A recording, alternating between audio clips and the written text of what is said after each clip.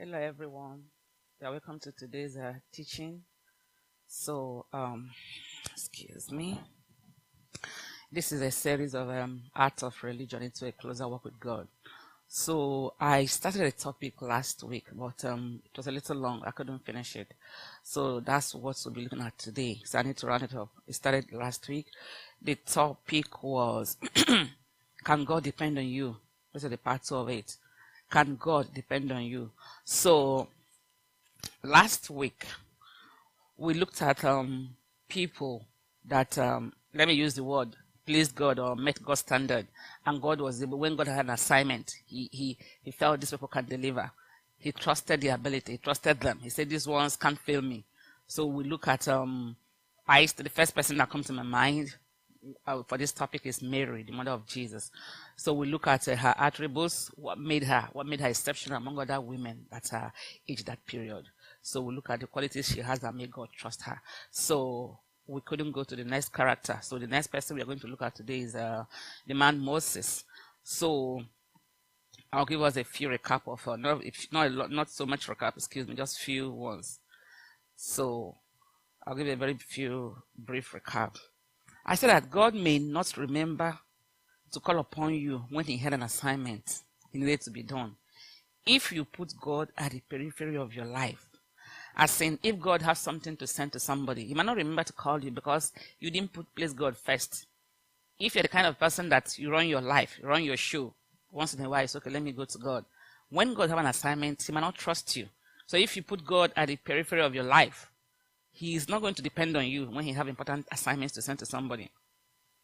If you're running your own life, occasionally checking on God, God will not trust you to handle his affair.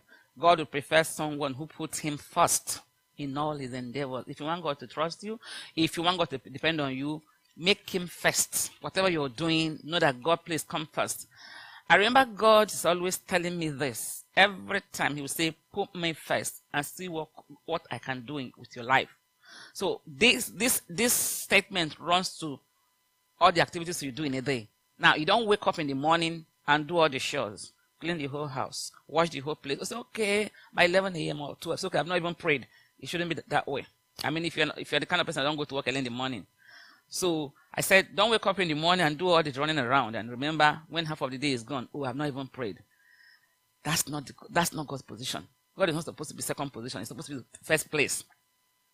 Secondly, so I said, if you don't put God at the center of your life, God will not depend on you. This is just a recap. Secondly, when little shaking happens in your life, circumstances that did not go your way, you lose your faith in God. If you behave that way, God will not depend on you. God will not trust you. So today we are looking at the man Moses. Moses was born the time when the Pharaoh that was in power then didn't know who Moses was, who the Joseph was, So he started to oppress the Hebrews. He sent them to give them heavy work to do. He doesn't have pity on them. This was the time Moses was born. So, and at that time, the Israelites, they were increasing in number. So the Pharaoh, according to his own, I don't know why he think that way. He said, the way these Hebrews are increasing, they are going to outnumber us. So he gave an instruction, any male child born should be thrown away or killed. So this was the time Moses was born. So when Moses was born, of course, he was, the parents didn't want him killed. The woman that gave birth to her, that helped in giving birth to her, spared her life. And they have to hide him somewhere. So they hide him in the river. I'm trying to cut short the story of Moses. So he was the parents hide him in a water where they expect that maybe somebody can spare his life instead of killing him. So and that was exactly what happened. So the Pharaoh's daughter picked him up and nurtured him. That's why Moses was not killed at that time. So as Moses was growing up, he noticed the oppression God's people, the Hebrew, was going through. So he empathized with them. How God's people was being maltreated. The plight of his people disturbed his soul, and he took it upon himself to be the savior of his people. So this led to the first character of Moses. Moses was very passionate about God. Now, the passion Moses had for God now transcended to God's people. He loved God and he was passionate about his people. When he was growing up, even though he was trained in a palace, he's supposed to be comfortable and eat all the good foods there and do what he wants. But because he knew that he belongs to God, because he knew that his people are God's people, he wasn't carried away by whatever abundance, whatever joy, whatever it is that was in the land of Egypt. He didn't like that. It's not what he was looking at. His attention was on God's people. So remember that this time God he has not had any direct encounter with God, but he has a burden. When he saw how his people were being maltreated, he has a burden. So we're going to read what he did to show that he has passion. He cared for God's people. So this is taken from the book of Exodus, chapter 2, verse 11. So one day, after Moses had grown up, he went out to where his people were and watched them at their hard labor. He saw an Egyptian beating a Hebrew, one of his own people. Looking this way and that way and see no one coming, he killed the Egyptian and hid him in the land. He saw how his people is being oppressed and he didn't like it. So this is what I'm trying to explain. He had passion for his people. So he helped his kinsmen kill the Egyptian and let's allow his people, his kinsmen to go. He had passion for God's people, despite he was at a young age. I mean, nobody asked him to do that. He had no encounter with God at this time. He was an ordinary young man doing his own thing. Yet the pains and the predicament of God's people was his problem. It bothered him. So this now leads me to a question to us. How do you feel about the suffering of God's people around us? When you see people who you know that God's people are suffering, do you say, it's not my business? Do you empathize with them? Do you do anything you can to help? When you see some people on the streets, do you just say, it served them right? If he or she was not taking drugs, he would not be on the street. You know, we always go to the street, we go out to see people, say, look at them. Why is he on the street? He caused it for himself. But remember, these are also people Jesus Christ died for. Yes, you may be right that he was living a wrong lifestyle, like taking drugs. That was why he was on the street. But Jesus Christ died for such a person. He is part of the people Jesus Christ died for. Whether he made the right choice or he made the wrong choice to be on the street. You can't just ignore him. The Bible says he desires mercy and empathy. Such a person desires mercy and empathy in the eyes of God. The way you look at that person is not the way God will look at the person. Don't turn up your nose and look somewhere else and say, serve him right. If you have anything, if you have $1, if you have anything, give it to them. Do you think God is happy seeing his creations? Remember, there's nobody on earth except and created. Everybody you see on the street, sane or insane, God created them.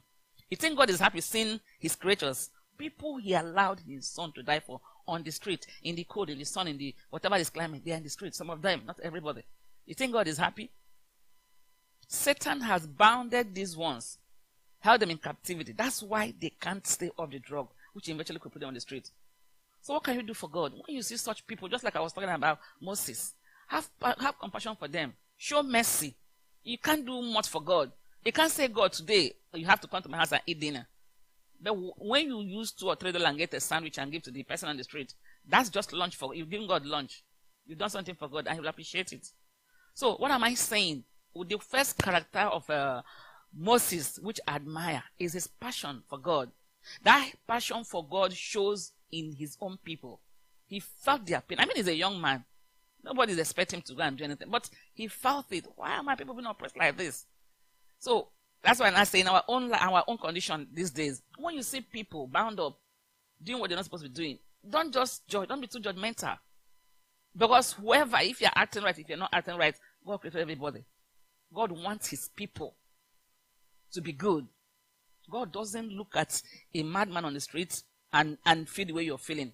He sees something different. He'll be wishing, I wish there's somebody that can minister to this guy so that he'll come home. But how many of us can he trust for such an assignment? How many people? So we just turn off our nose and judge him. Imagine. Is it not what you're doing that caused you to be on the street? No, it's not right. So we should also empathize on people around us. Matthew 9:23, Jesus said, it is not the healthy who need a doctor, but the sick. I desire mercy, but not sacrifice. So don't judge people so much. When you see what you can do to help God people, go ahead and do it. Don't judge them. Remember also in Proverbs chapter 19 verse 17, the Bible says, kindness to the poor is a loan unto God. When you see somebody that is not too good and you show your kindness, it's a loan unto God. The kindness you did to that person is a loan. That's what is written in Proverbs. I just want to say, that's why I'm not reading it. I just wrote it out here. The kindness you did to the person is just a loan unto God. So won't you want to loan God some money when you help a lowly person or a poor person? So it is good for us to mimic good things. Moses is a man, or was a man, that loved God. He had passion for God's people. He had passion for God. So this passion he has now translates to his own people. So he wanted them to be good. He didn't feel comfortable in the palace and in there. He watched out for his people. The Bible says he took it upon himself and said, I'm going to rescue them. Even though the assignment have not even been made to him. God have not even appeared to him at the burning bush. So the second characteristic of Moses we are going to look at is Moses was an intercessor. So we are going to read it. He was always interceding. We are going to read it in to see how he was an intercessor. We're going to read that that should be in Deuteronomy, excuse me. Deuteronomy. So Deuteronomy chapter 9, verse 13. So I read, and the Lord said to me, I've seen these people. They are stiff-necked people. Indeed, let me alone so that I may destroy them and blot out their name from under heaven, and I will make you into a nation stronger and more numerous than they. What is happening here? The Israelites, once again, failed God. They were not doing what God wanted them to do. Moses went to the mountain to collect the commandments from God. By the time he came back, the people were already serving another God. They are worshiping another God. God was tired. He said he's going to destroy them. So he told Moses here, he said, lead me, I'm going to destroy these people. I'm going to destroy them. I'm making another nation who you bring to me, who you are going to lead. But Moses didn't just keep quiet. Okay, after I didn't sin. He didn't like it. He started interceding. Let's see what he did in verse, let's go to verse 18 of the same place. So Moses, verse 18 of the same place then once again, Moses said, I fell prostrate before the Lord for 40 days and 40 nights. Moses is saying, I ate no bread, nor drink any water, because of all the sin the Israelites have committed, doing what was evil in the sight of the Lord, arousing God's anger. Moses continued, I feared the anger and wrath of the Lord, for he was angry enough with you to destroy you. He said that when he saw how, Moses was saying that when he saw how angry God was, God told him, step aside, I'm going to destroy these people. Moses said when he saw how angry God was, he fell on his knee. He started fasting for 40 days. And 40 nights he ate no food. Sin you did not commit. So Moses is a big intercessor. He loved God's people. He was not the one that sinned. God was telling him that these people, they're always easy to run back to sin. What am I even doing with them? I'm going to destroy them. He asked him to let him alone. He stopped pleading that he wants to destroy them. But Moses did not agree. Moses started pleading. He said he started fasting 40 days and 40 nights for sin he did not commit. According to him, Moses fasted for 40 days, 40 nights for someone else's sin. Can you imagine that? He said he feared the anger of the Lord, that this anger would destroy the Israelites. So he started praying and fasting, forsaking his own comfort and pleasure. I thought he was not the one that sinned. A good leader or a serious child of God must bear the burden of God's people. If you want to serve God, you have to bear the burden of your fellow Christians or other people. Remember to pray for each other. Don't just say it's not my problem. No. I'm not saying you should overdo it, but you to a reasonable extent. I'm not trying to exalt myself. Sometimes I will hear a story. I'm just talking about myself. I say sometimes, I'm not trying to say I'm too good, but sometimes you tell me a story of, do you know what these people are going through? You just tell me a story. Or do you know what this couple is going through? Once I hear that story, I will forget my own problem. I say, really? I'll start praying. I have my own issues of prayer. So that should be the kind of heart we should have. A heart that's not selfish. The way you care for yourself, care for other people. So this is exactly who Moses was. Because of the Israelites, 40 days and 40 nights, he was interceding with God. God, please don't destroy them. Because according to him, he saw the anger of God, that God was really angry. He started pleading. God, show mercy. And of course, God listened to him. Moses cared for these people enough that he took away his own comfort because of them. So there's another place that also showed how Moses was. That should be in Exodus 32 verse 31. So I'm just going to paraphrase it because of time. So Moses said, ask God to remove his... Okay, this is another episode. This episode also is another way when Israel has also sinned again. So God also threatened to do something to them. Moses now asked God, now told God, you brought these people all the way from the land of Egypt. You want to come and destroy them here. Instead of me to destroy them, take off my name in the book of life. I can't bear to suffer this and see them all destroyed. Imagine that word of an intercessor. You are telling God that instead of your people or somebody else not to leave, you should remove your name from the book of life. That's what Moses told God in Exodus 32 verse 31. Because God was angry once again because of Israel's behavior. Moses started interceding. He started begging God to show you how serious. You know, there are levels of prayer. You can be so, I'm praying for people. You are praying, little prayer, 5. But Moses was desperate. To the extent he told God, if you know you're not going to forgive these people, okay, that's it. Take off my name. I'm no longer interested in even going to heaven. But I cannot bear to see all this multitude of people being destroyed. Take off my name from the book of life. If you know you cannot forgive them. Well, of course, God was weak. His hand was put back. He relented from sending the calamity he planned on the Israelites. So what am I saying? It's good for us to have passion. We should love God, have passion for God's people. Moses was an intercessor. So we should also not mind our own business in this race. As you are praying for yourself, your family, if you hear what is happening to other people, put your ear, they know what you can do. Don't just live a selfish life, a careless life. Jesus did not come for you and your family alone. Other people, is God's expectation. Like I said earlier, there's somebody on the street. If God knows who he can trust to bring that person on the street home and take care of him, give him a bath, give him food, God will do that. But some of us, he can't trust us. We are so busy with our own life. So it is good for us to copy good things. Moses have good characteristics that made God trust him.